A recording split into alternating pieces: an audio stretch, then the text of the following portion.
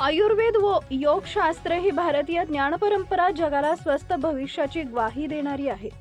त्याचा अवलंब व प्रसार होत असतानाच औषधी वनस्पतींचा संवर्धनही होणं आवश्यक आहे। हा केवळ शासन प्रशासनाचा उपक्रम न राहता लोक चळवळ व्हावी असं प्रतिपादन राष्ट्रपती द्रौपदी मुर्मू यांनी आज केले। केंद्र शासनाचे आयुष मंत्रालय व अखिल भारतीय आयुर्वेद महासंमेलन यांच्यातर्फे शेगाव येथील 20वा भक्त निवास संकुल परिसरात आयोजित राष्ट्रीय आरोग्य मेळाव्याचं उद्घाटन राष्ट्रपती द्रौपदी मुर्मू यांच्या हस्ते झाले। यावेळी त्या बोलत होत्या। राज्यपाल आचार्य देवव्रत, केंद्रीय आयुष राज्यमंत्री प्रतापराव जाधव, युवा कार्यक्रम व क्रीडा राज्यमंत्री रक्षा खडसे, राज्याचे कामगार मंत्री ॲडव्होकेट आकाश फुंडकर, मदत व पुनर्वसन मंत्री तथा जिल्ह्याचे पालकमंत्री मकरंद पाटील जाधव, आमदार संजय कुटे, आयुष मंत्रालयाचे सचिव पद्मश्री वैद्य, राजेश कोटेचा, अखिल भारतीय आयुर्वेद महासंमेलनाचे अध्यक्ष प्रोफेसर राकेश शर्मा, महासंमेलन ट्रस्टचे अध्यक्ष डॉक्टर देवेंद्र त्रिगुणा आदी यावेळी उपस्थित होते। राष्ट्रपती मुर्मू म्हणाल्या की मन व शरीर या दोहोंचं संतुलन साधून संतुलित व आरोग्यपूर्ण जीवनशैलीचा मंत्र योग व आयुर्वेदातून मिळतो। आरोग्यम परम सुखम ही आपल्या संस्कृतीची शिकवण आहे।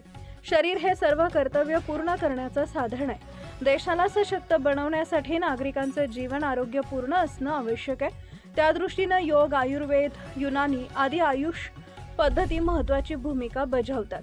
आयुष मंत्रालयातर्फे अखिल भारतीय आयुर्वेद संस्थांची स्थापना, आयुष औषधालय, आयुष औषधे परीक्षण प्रयोगशाळा, वैश्विक पारंपरिक चिकित्सा केंद्राचं पुनरुज्जीवन अशी महत्त्वाची पावलं उचलण्यात येत आहेत। याबरोबरच औषधी वनस्पतींचं संवर्धन, क्षेत्र विस्तार होणं आवश्यक आहे। त्या दृष्टीने प्रयत्न व्हावेत असं राष्ट्रपती मुर्मू यांनी सांगितले।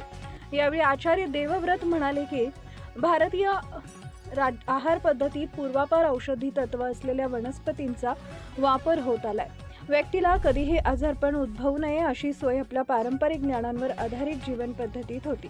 तथापि आता आहारात अनावश्यक पदार्थांचा अंतर्भाव झाल्यानं आजार वाढल्याचं दिसून येते। त्यामुळे आयुर्वेद व आयुष पद्धतीचा प्रसार आयुष मंत्रालयातर्फे होत आहे, तो अधिक व्यापक व्हावा अशी अपेक्षा त्यांनी व्यक्त केली। केंद्रीय मंत्री जाधव म्हणाले की निरामय जीवनशैली, वेलनेस व समग्र स्वास्थ्य सुरक्षा ही आयुषची आधारशिला आहे।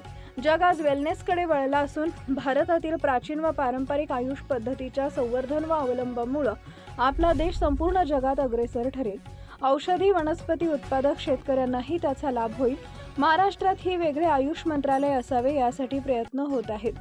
आयुष चिकित्सा व उपचार पद्धतीचा लाभ विदर्भ व महाराष्ट्रातील गरजूंना मिळावा यासाठी हा राष्ट्रीय आरोग्य मेळावा शेगावात आयोजित केला असल्याचंही त्यांनी सांगितले।